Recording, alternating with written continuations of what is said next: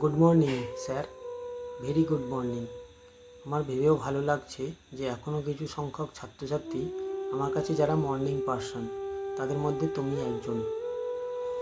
আপনার গাছের পরিচর্যা দেখব বলে ভোর 4টের অ্যালার্ম সেট করেছিলাম।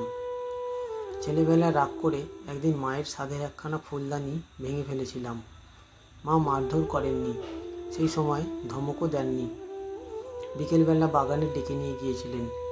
বাগানের কোনায় পেল্লাই একটা টবে লাগানো ছিল বনসাই কৃষ্ণচূড়া, যেটি মা তার দিদিমার থেকে পেয়েছিলেন। গাছটির যত্ন নিতে নিতে মা নস্টালজিক হয়ে পড়েন। সকালে ভেঙে ফেলা ফুলদানিটি মায়ের দাদু রাজস্থান থেকে নিয়ে এসেছিলেন। মা যেমনভাবে বাগানে ফোটা বিভিন্ন ফুল সাজিয়ে রাখতেন সেই ফুলদানিতে, মায়ের দিদাও ঠিক সেভাবেই সাজিয়ে রাখতেন তার বসার ঘর। কর্তাবাবু, মা চা পাঠালেন। কই দাও, রাতুলের জন্য গরম কচুরি ভেজে আনো। না না স্যার, আমি ব্রেকফাস্ট করেই এসেছি।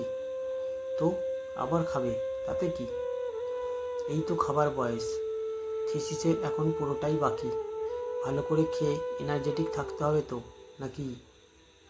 শুনে হাসতে হাসতে রাতুল বলে ওঠে, আমি ব্লেসড যে আপনার মতো গুরু পেয়েছি। আসলে কি বলতো, মায়ের ওই গাছগুলোর মতোই সমস্ত সম্পর্কে যত্নশীল হওয়াটা জরুরি। যত্ন না করতে শিখলে তার মূল্য দিতে হয়। সেদিন মা বাগানে গিয়ে কতগুলো কথা সুন্দরভাবে না বোঝালে আমার আজকের দিনগুলো হয়তো অন্যরকম হতো।